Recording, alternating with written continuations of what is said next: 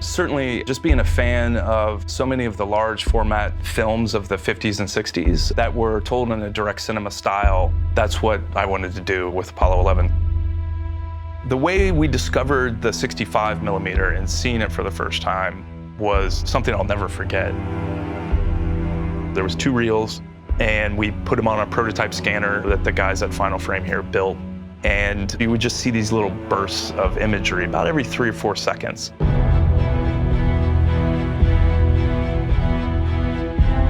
One of the defining aspects of this project was the 65 millimeter film. And what we wanted to do was scan this in a way so that no one has to go back to this film again. In order to do that, we had to create a new scanner that could scan 8K and 16K resolutions. We were running the most important film in the world on a scanner that was a prototype. It was inspiring and terrifying. Good morning, Neil. Good morning. Welcome aboard. We were all dumbstruck immediately at how beautiful the cinematography was. The detail in the footage that we were seeing was something I just had never seen before. There was 3 or 4 of us in the room, just speechless.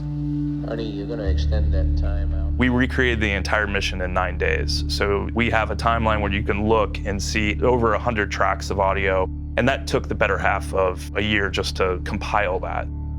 We were working with 18,000 hours of uncatalogued audio, 11,000 hours of which was from Apollo 11. It's happening behind us.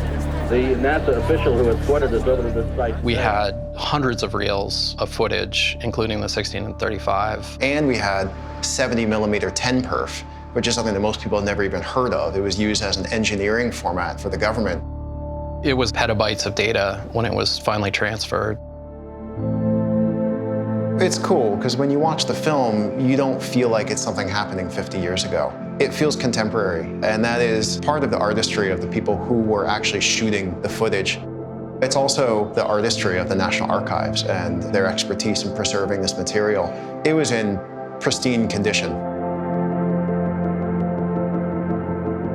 You have to kind of whittle down what are the key moments. What were the moments of humanity that happened? What were the things that stood out? What really got me was the emotion on their faces. You could see the weight of what they were about to do in a way that I'd never seen it before. And that's when I knew that we had something.